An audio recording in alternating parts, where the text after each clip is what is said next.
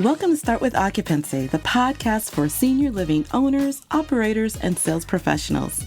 Hi, I'm Tiffany, marketing strategist and former corporate baddie who got tired of producing results for Wall Street and wanted to make a change on Main Street.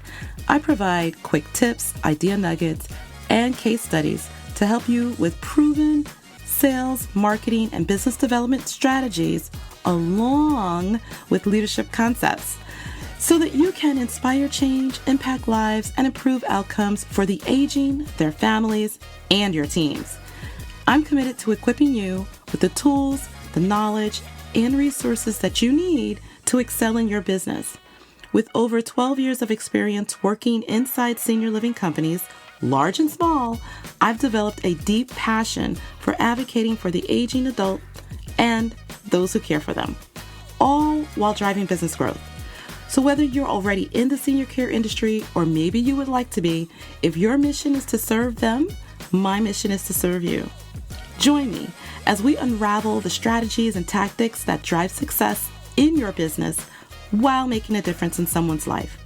The goal is to touch, guide, and impact the lives of 10 families per month. Are you with me? It's time to be inspired, gain practical tips, and own your future. Welcome to day 10 of the 21 days, all things sales senior living.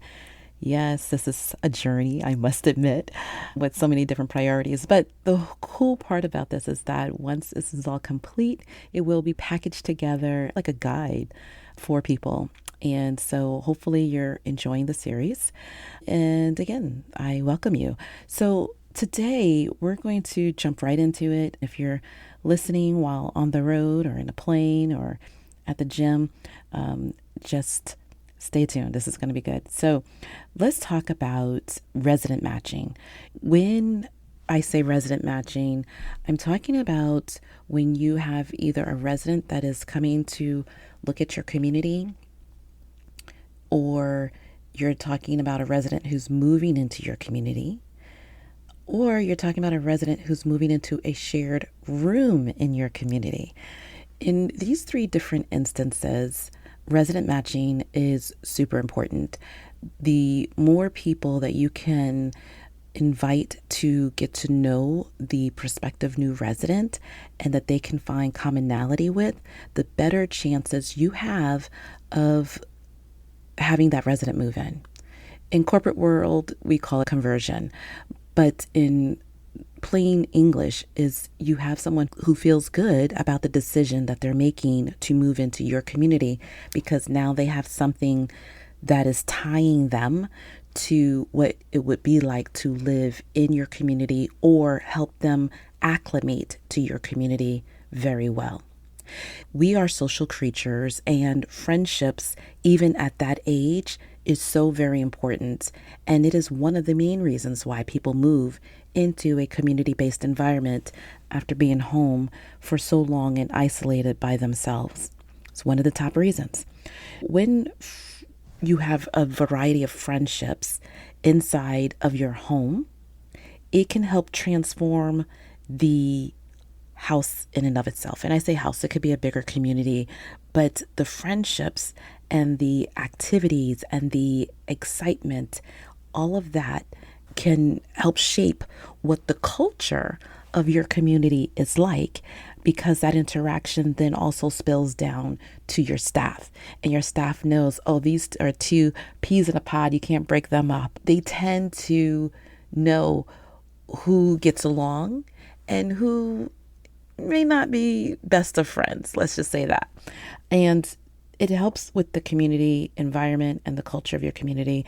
There has been many a times when there was something going on with a resident that it was their quote unquote buddy that gave us the clue in that something's going on, because the resident themselves never mentioned it.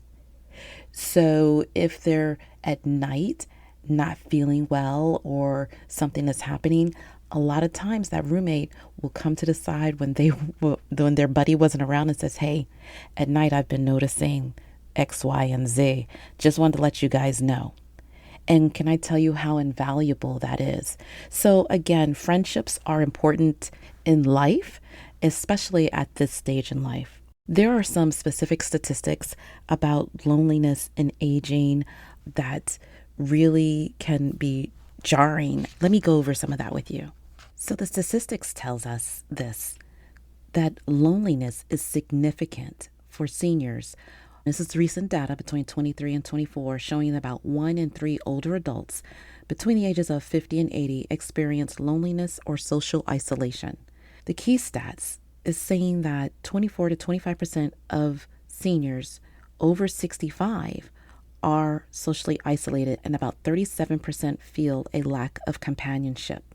The risk of this loneliness epidemic and isolation leads to poor health, disabilities, factors like the loss of loved ones and mobility issues and chronic illness heighten their vulnerability. And this can impact their mental as well as their physical health. This is a very vulnerable group when it comes to loneliness and social isolation.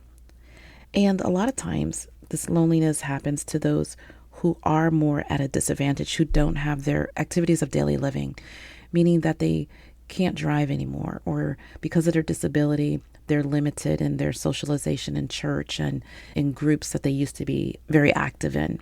And obviously, the loss of a child and the loss of a spouse heightens and increases that loneliness. COVID was the world's experience of what many aging adults feel daily for years. And with them, there is no end in sight. At least the world knew that COVID wouldn't last forever. Unfortunately, this is not the case for many older adults. For them, this is their forever. And the one thing I did appreciate about COVID is that it really gave people a deeper understanding of what I knew older adults was experiencing every day. And one of the things that I had hoped would happen is that people would then understand some of the challenges of growing older in isolation and loneliness is like, and that they would give more grace to aging adults, especially the children who may not understand what mom and dad is going through, because they're going about their lives. They're out while mom, dad, older brother, uncle, grandma is sitting at home for hours at end doing television. So this is the thing that many older adults go through. This is where resident matching and moving into a community environment can be very critical for some people. If you understand, and if you remember even with COVID, people who are more extroverted really didn't do well with that isolation.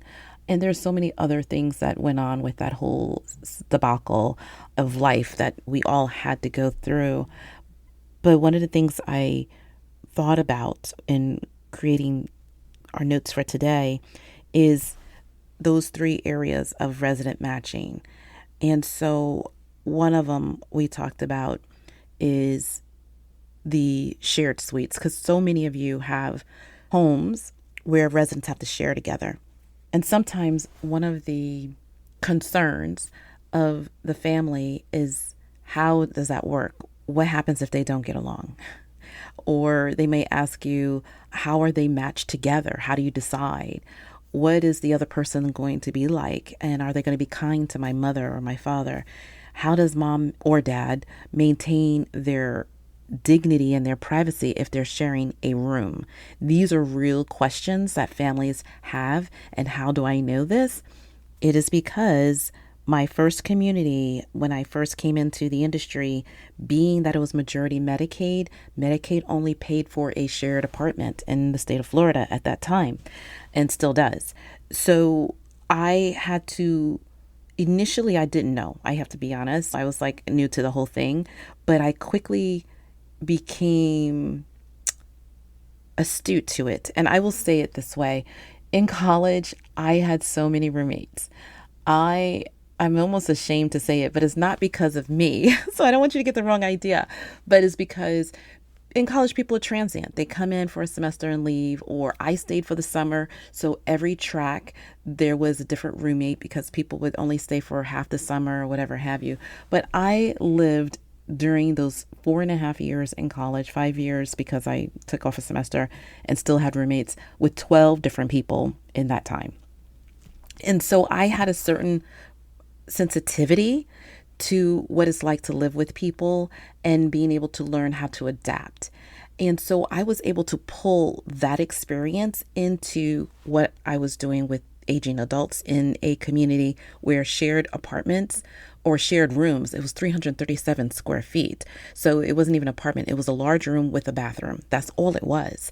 And being able to match people up together so that they could get along, become friends, if not great roommates. And there were certain things that I did. For instance, I'll give you an example. If there was someone I matched as a roommate situation, I purposely didn't have them sit at the same table in the dining room because that would be too much. That means they eat, sleep, like it was too much. So when someone moved in, I found a table, again, resident matching, that would also match that person's experiences and their background, all the things that I learned from discovery. And that's why such a good discovery is important. If you don't already or have not already heard the episode about discovery, that's day number 2 in the series. So go back and listen to that. But understanding who your resident is before they move in, and by me making sure that I understood who they were, down to were they hot or cold natured, down to are they night sleepers, go to bed, early sleepers, or did they stay up late at night?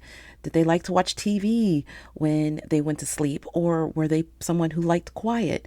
All these little things matter, because if I'm telling people that it's just like home, or they're going to be living in a home-like environment, or that this is going to be an extension of what they've already done at home, it was my job, I felt, to ensure that I created that as close to that environment as possible for them, so that everything isn't changed, even down to what time of day do they normally take a shower or to take their bath. Are they early risers and want to get freshened up, or are they the ones who want to take one at night? These are all the little things that's going to set you apart, that's going to make you different than anything else. The popular question from families when I talk to them about Medicaid and being shared was, how does that work? And so these are just some of the little bit of things that I did with the understanding and with that hypersensitivity to roommate and shared living that made the matches that I made work really well. Like I said, there's 3 different resident matching that you may do in your community, depending on how your community is set up.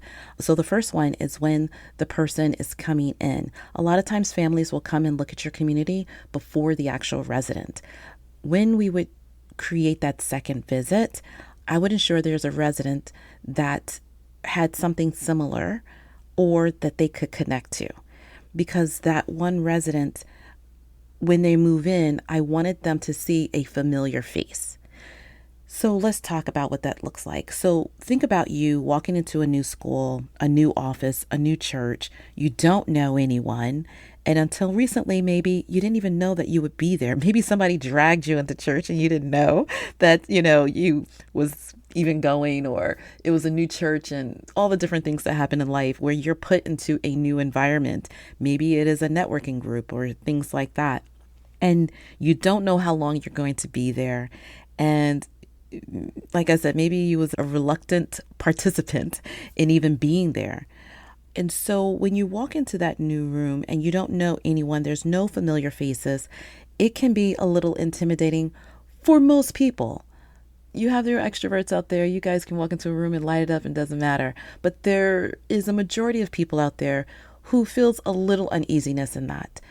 When you have somebody who's coming into a community and moving in, and you're pretty sure that might be the situation, or it even could be a possibility of one, having a person that they meet during their visit is going to help them to walk into at least one familiar face.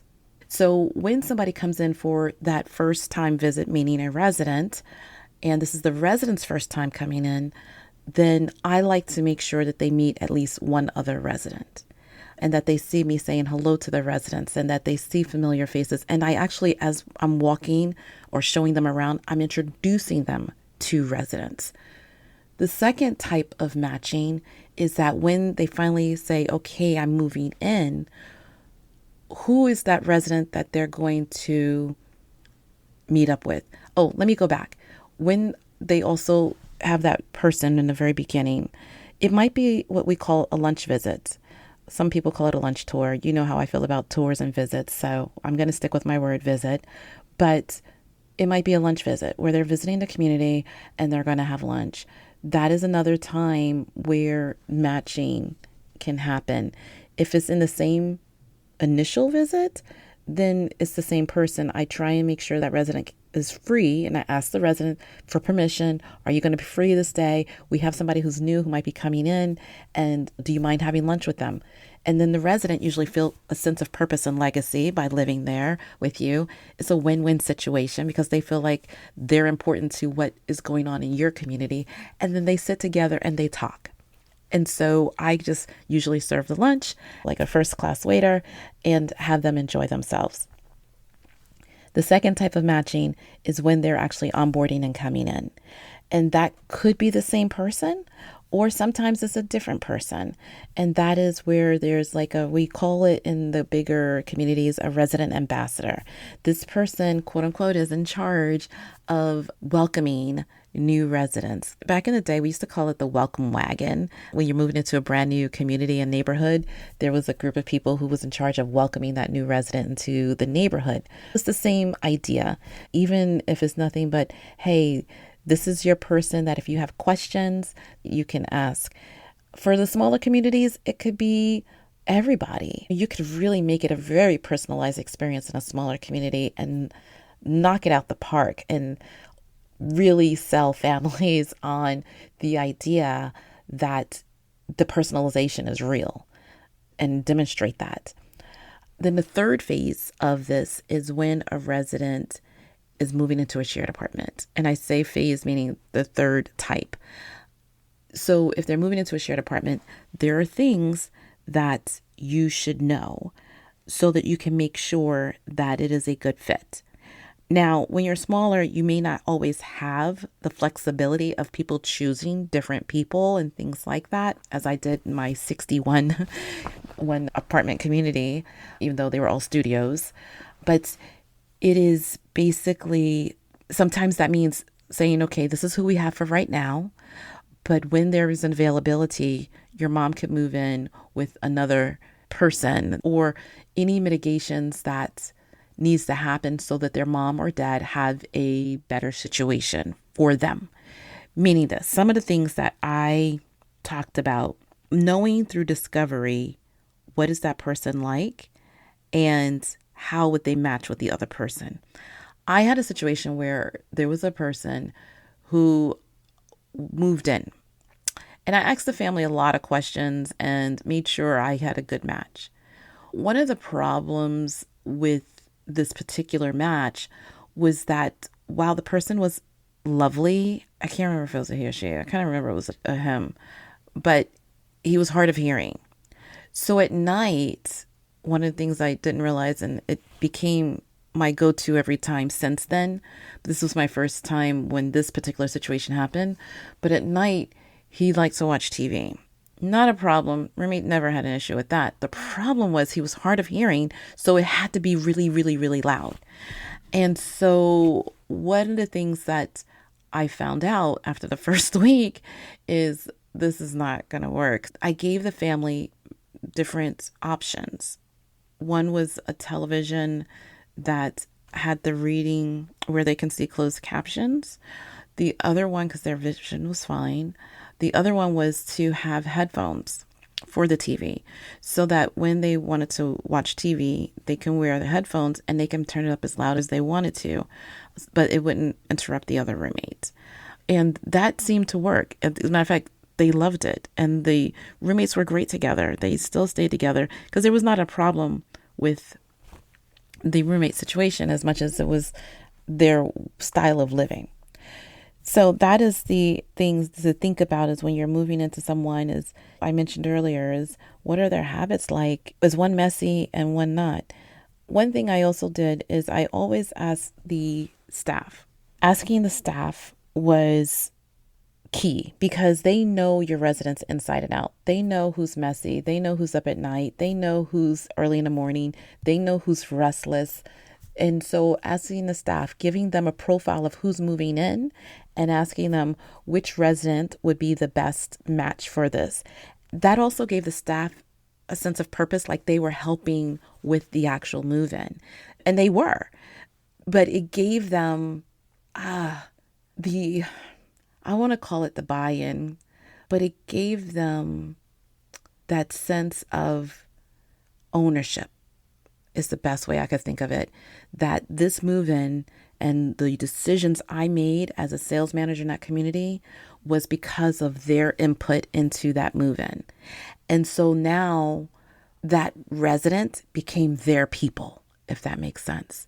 And so that ownership into the move-in process was so key because now they also were the ones who helped with the first visit. They may have been, meaning staff, the first person who helped in with the second visit. And then when it was time, I would say, guess what? Remember the person that talked to and you did this or you said this? They decided to move in. They're going to need to be in a shared apartment or shared room. Which resident do you believe out of these would be the best match? Now, these are the things about them that you should know. And then I would go through, they're late night sleeper, they're on the cleaner side, they're this, they're whatever it was. And that staff member would then tell me who is the best resident. And we would discuss it. And so when the person moved in, that staff or the resident assistant would feel that ownership and they took pride in it. So again, this is just little ideas for you, whether you're in a bigger community or a smaller one. I want to go through this in a summary, and I put a framework together because you guys know that's what I do. I'm trying to make it so it's easy for you to remember. But I call it the match method. How good is that? So the match method, and the first one or portion of that for the M is to meet. Schedule the introductory meeting between the buddies or the future buddies. That is the first step in that, is the meeting. And how does that meet and greet play out? Making sure that you also prepare the resident that you already have with information about the new person coming in and how excited they have to see your excitement about this new resident who's going to be added to the community and that you think that they're going to be great friends. Second, for the match system is to align, making sure that the residents pairs with shared interests, shared life experiences. I actually had one that I had a resident in my community that was from England, and the person who was coming in was also from England. I found out later it was different parts, but I had them sit at lunch together and they had a blast. That was pretty cool. The T portion of that is to train. And I say this loosely because I couldn't figure out anything else that would make sense. But train meaning like giving guidelines to your staff member or to the prospective buddy, much like I just talked about. And I don't mean train as in telling them what to do, but letting them know, much like I just talked about in the England thing. Hey, I have somebody who's from England. I don't know where she's from, but she's going to come in, and that type of stuff. Never train on what they should say. I don't believe in that. I believe in authenticity. I used to tell my buddies, you're going to meet with this new person who's thinking about coming in. Tell them the good, bad, and the ugly. Like, I want them to know. I want them to come in with good expectations. And of course, now I'm not going to give them to the person who has a ripe and complaint about every single thing in a community. That never happened. But the person who really enjoyed being there, but who was very, very transparent about some of the whatever things I didn't like. I don't like that we have to eat at a certain time every day, or because at that time it was very scheduled, the dining times. It was, so those things, right? But I wanted them to know and be comfortable to be themselves. So I never trained on that portion of it, but I did give guidelines so that they knew and understood their role in the whole process. as well as staff, by the way. And then check in, follow up with both residents to make sure that it is working. This is whether they're visiting and you just want to continue to check in. How's things going, you guys? Type of situation. Or if it's an onboarding and somebody's moving in and a resident ambassador is there to welcome them, you go in that night. Maybe they might sit together for that first dinner, right? And seeing how things are going. And then for the shared apartment, definitely move in 3 days after, 4 days after that. So there's twice at least in the first week. And this is more for sales managers. Obviously, if you're the owner of your community, you're checking in every day, right? But then 2 weeks after, obviously, if you're a sales manager, technically your nurse and your staff should be doing this, but we all know. And so those are the things that you should do, is definitely do the check-in to make sure that the match is working. And the last but not least is to highlight, celebrate the matches that you have made.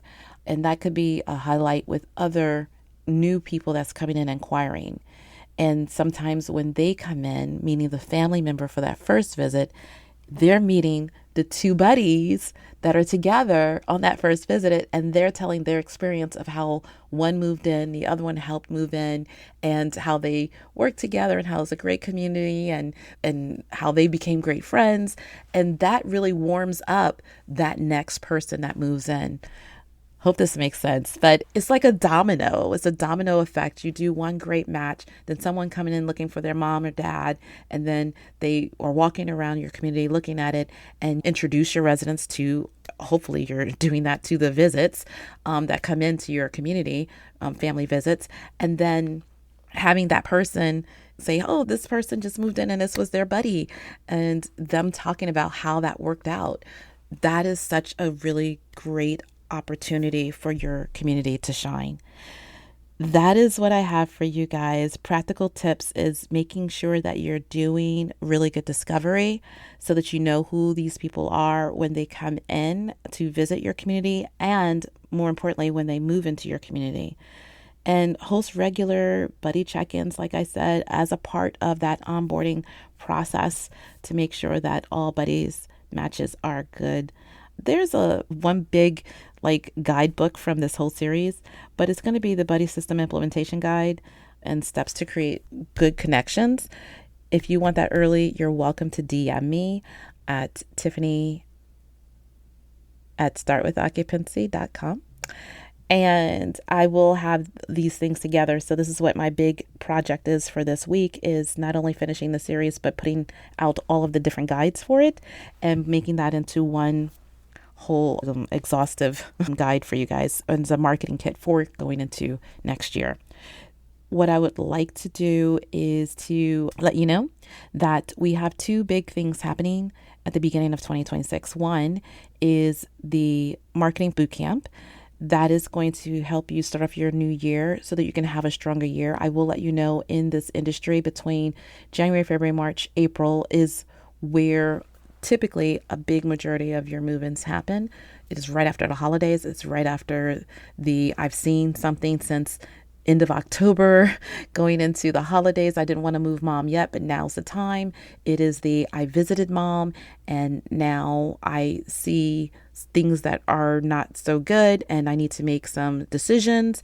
It is the time that, unfortunately, things happened over the holidays because of the busyness of life, that now mom, dad, cousin is in rehab or had something that happened that caused them to need more additional care.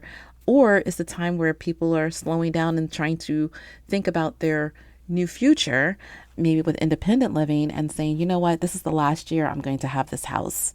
I need to start looking for an independent living community because I no longer can maintain this. I want to do something different. So you have all these different factors coming at the end of the year. We're going to go over your value proposition, go over how to create a marketing plan, and then go over how to execute that marketing plan with professional referrals sources properly. And then we also have our Compass Rose, which is our 12-month incubator/accelerator hybrid program, where we walk through your first 12 months of your business. And this is pretty much for people who are brand new opening or people who are under 50% occupancy and really feel like they need more mentorship in their business for the long haul. Both programs are starting in January. One is 10 weeks, which is marketing for move-in. And obviously the incubator program that we just talked about is 12 months. So I'm excited about what is being done, and we'll go much more into that at a later date, but just be on the lookout. All right, you guys, I hope this was really good for you and that you gained something from it. And as always, inspire change, impact lives, and improve outcomes. Now, if today's episode gave you value, do me a quick favor. Subscribe, leave a review, and share this episode with someone else in the senior living or assisted living space who needs support and strategy. Your reviews help this podcast reach more people. I just want to thank you for being here. Take what you need, share what helps, and come back for more.